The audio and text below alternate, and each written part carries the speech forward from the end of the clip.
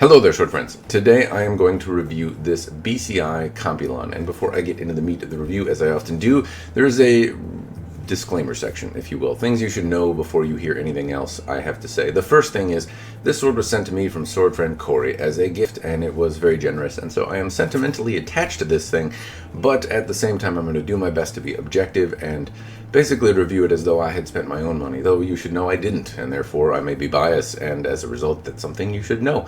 The second thing is I am not an expert in Filipino martial arts or the system of martial arts that might use this type of weapon. I did study Filipino martial arts for a time. I'm less active in Eskrima now, but I did study some degree of how to use a Kampilan, though the way I learned it was primarily one-handed. And I talked about my experience with a Kampilan in my review of the TFW Kampilan. It got a little long-winded, so I'm not going to do it again. You can watch it. It's at the beginning of that video, and I will put a link in the description down below.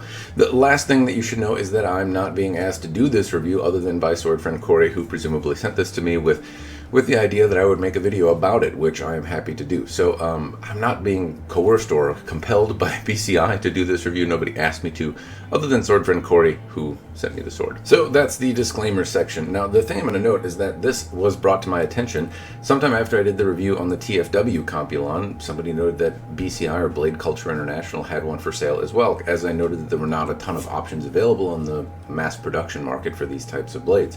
Now, the thing to note is that this bears a striking resemblance to the TFW Kampilan. There are some differences.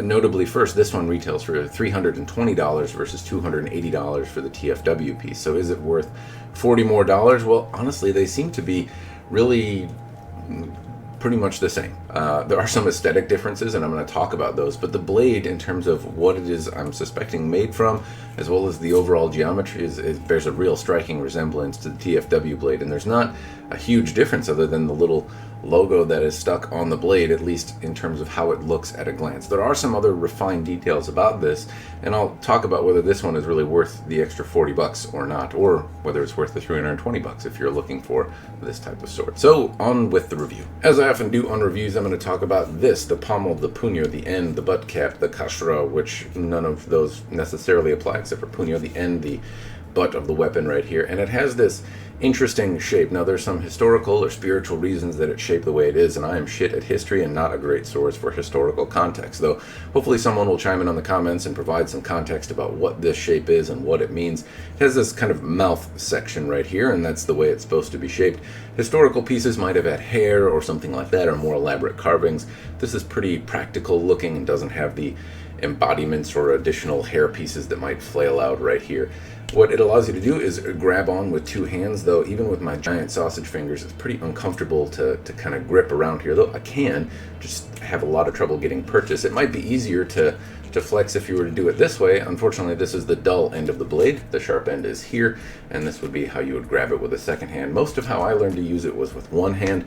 Anyway, you can get it with two hands, and it's important to note that the wood here is carved and rolled over in such a way, or routed or smoothed in such a way that I don't tear my hands up. And these little brass pins are decoration, presumably. The TFW piece had cross-hatched little bits of rattan strip here. I personally prefer the look of these brass pins, and they're also rounded and they don't chew into my hand. They give me a little bit of tactile sensation to kind of grip onto, but realistically I don't notice them that much when I hold it in my hand. And the wood is again rounded in such a way that really, as I swing it around, I don't find any discomfort in using the sword or gripping it in this way. I do experience some discomfort with the grip, though, and that's what we'll talk about now. Here, this paracord wrapped or blackened section. Now, aesthetically speaking, it's very pretty. I like the swelling, the different sizes of cord that's used. From a functional standpoint, it has some issues. From a durability standpoint, I've used this for a few months now, and it has held up. The cord is a little loosened, and it wiggles around ever so slightly, but it's not like it's terribly loose or falling off the blade. The hilt also has, or the grip here has, this octagonal section here. I can kind of feel that octagonal shape rest in the tips of my fingers, and it gives me the sensation that I can index the blade. Unfortunately, this octagonal shape is mostly round. It's slightly thinner on the sides here, which does aid in indexing the blade, but it's mostly round. And even with my big hands, it's tough to index, and it's also tough to hang on to, and it becomes exhausting really quickly. Part of that is the substance that's used here. As I noted, it's kind of slippery, and as a result, it kind of twists in my hand. And because the shape is pretty wide and doesn't have very clear kind of ovoid structure, it doesn't have a clear side to it. As it rolls in my hands, I find it really, really hard to use, and I get exhausted quickly because I really white knuckle grip this thing. I have to hang on to it really tightly to kind of keep my awareness of where the edge is, and part of that is due to how I was taught to use the Kampilan. Part of how I use the Kampilan is I'm kind of moving it around constantly to keep my hands from being an active or easy target. And as a result, if you're doing this kind of motion where you're keeping the blade moving around, I'm not doing a good job because I'm in a confined space. I need to be able to react and change this into a strike very quickly. And if I don't know where my edge is, that is hard to do. As a result, I hang on to it really tightly, and I start to get exhausted pretty quickly using it. I would really like to see a more refined shape, some sort of thinning here that would really let me index the blade quite a bit easier. This is also a really meaty grip, and I have pretty meaty hands, but it's still on the bigger side. These were similar complaints that I had to the TFW piece. I don't remember the TFW piece being as big feeling in my hand, but I had similar complaints to it being difficult to index, and those are notable pieces. I don't know why people keep doing this on Kampilan pieces. A lot of the manufacturers that I've seen seem to make these rounded kind of handles that are tough to index, is where the historic pieces that I've held have really ovoid shapes, very clear and easy ways to index. So I'm not sure why that is the way it is. In any case, I'd sure like it if they stopped it. The Crossguard shares some similar characteristics to the rest of the handle in that traditionally it may have had a staple or some other functional component to it that this doesn't have. Much like the hair bit is missing here, the staple isn't up here, and it also doesn't have any elaborate carvings or anything like that, which you may find on some Kampilan. This one is pretty practical, functional looking. It does have some carving decoration on it, though not a lot, and the edges are rounded from a functional standpoint, so nothing bites into my fingers or is painful to use. It has a very pleasant wood grain, and along the top here there's like a seam that looks like it might be problematic in that it might split open at some point, though that is something that has happened on just about every historic example I've seen. The wood ages and it splits open. It's an organic handle, so that's bound to happen. In any case, this little seam right here, or crack, I'm not sure what it is, gives me a little bit of pause. It's notable, though, that this blade has been used quite a bit, and it hasn't opened up yet, so I shouldn't be that concerned, I suppose. I should also note that there is a brass peg or pin through the blade that goes on either side. Aesthetically, it looks, I suppose, pleasant, but notably I like this more than having it in the handle itself. It avoids the congested feeling of rubbing your finger on it all the time as you're moving it around. Though I can't say it's necessarily that much of a bother. I just do like the location in the cross right here as opposed to somewhere in the handle.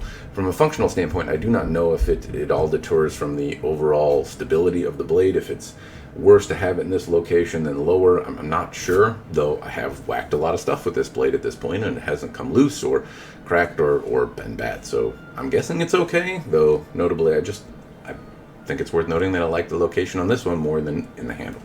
Now we can talk about the Scabbard, and the Scabbard from an aesthetic standpoint looks quite good.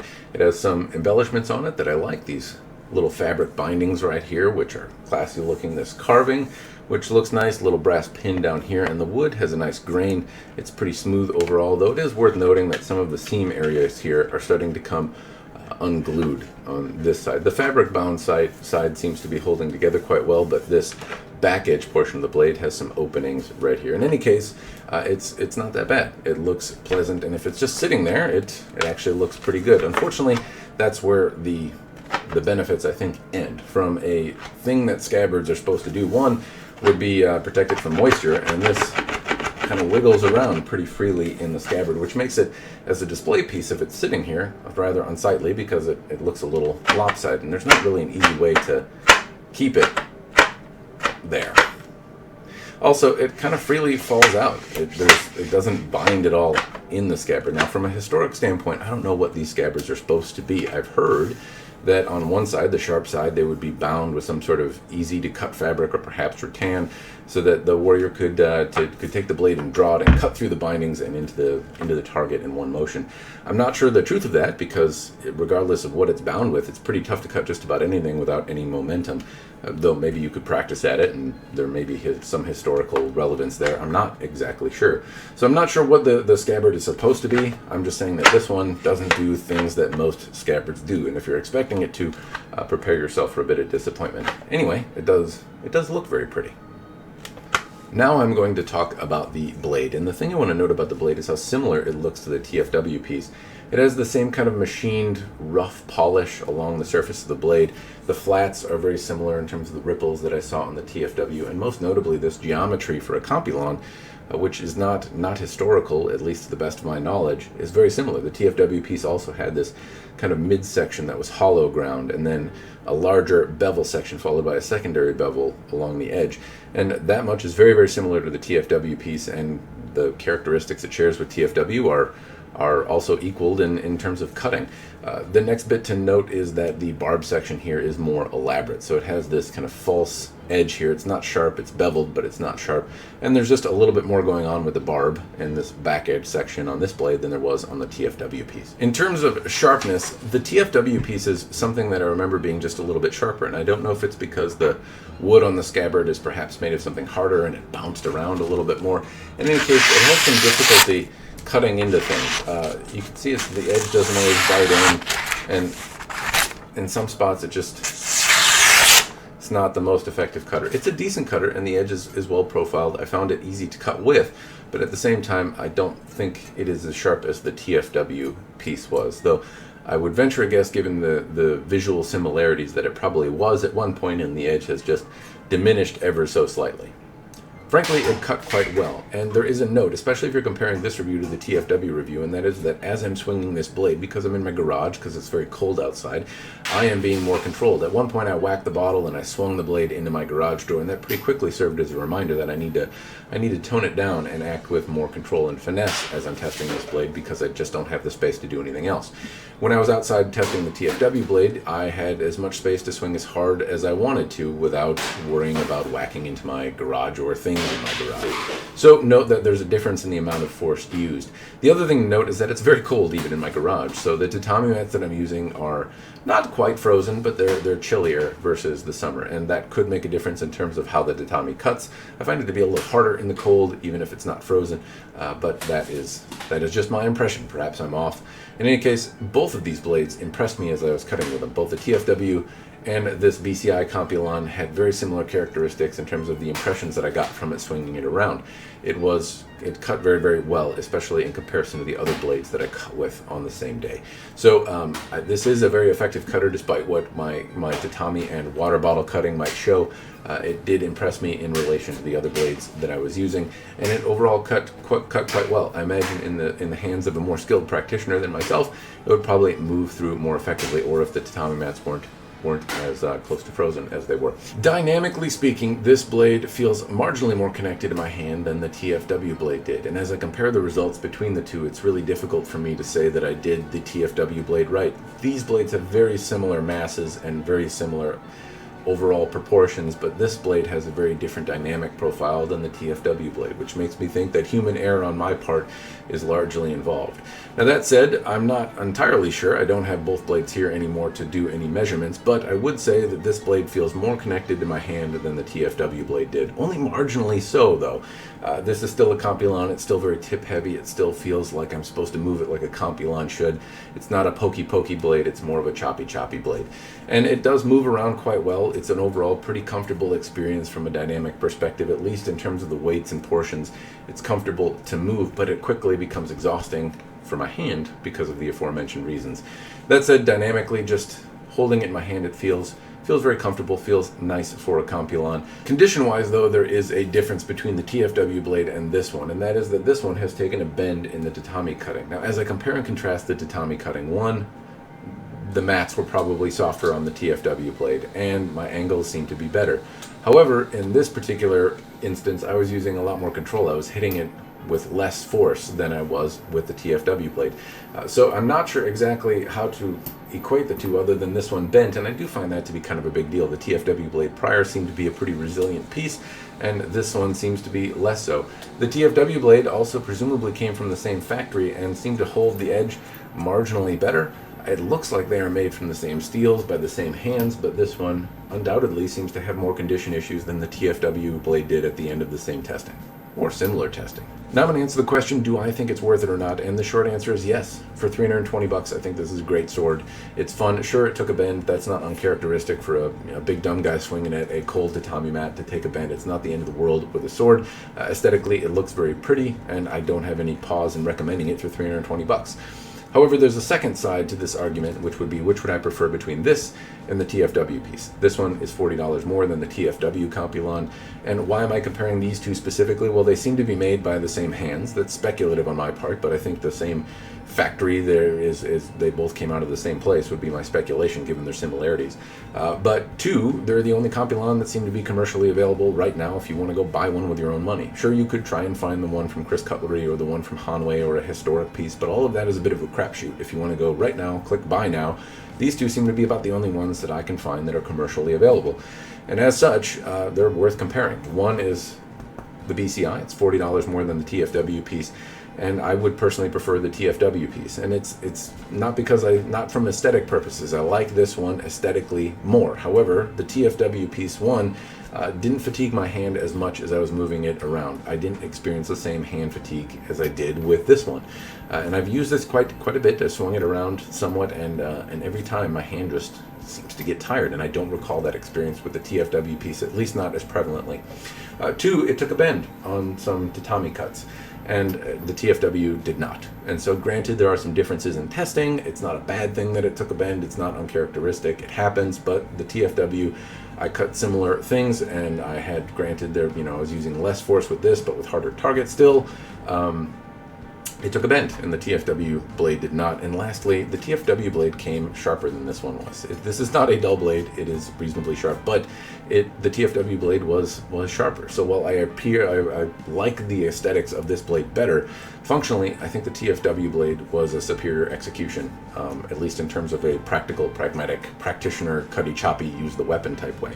So if you ask me which one I would use, even if they were the same price, I would still go with the TFW because I think it performed better, which is something I'm somewhat reluctant to say. If you might have recalled, if you watched my review on the TFW Kampilan, I'm not a big fan of TFW as a company. I like their products. I think they make good products, but sometimes the choices they make in their advertising are not something I'm super keen on. So it's not that I like recommending TFW pieces, but I can't deny that they make a good blade, and if I was given the choice between this and the TFW, I would probably choose the TFW piece. So that's all I have for you. I hope it has been worth it. I hope you found some value in this review. That is all I have. As always, cheers, and thanks for watching.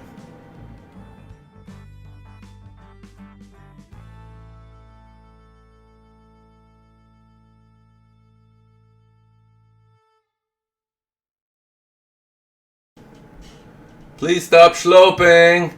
The TFW piece, and that is, well, it is mildly ovoid. It's the best way to formulate this sentence. On the blade without having hair and other wangus shooting out of it.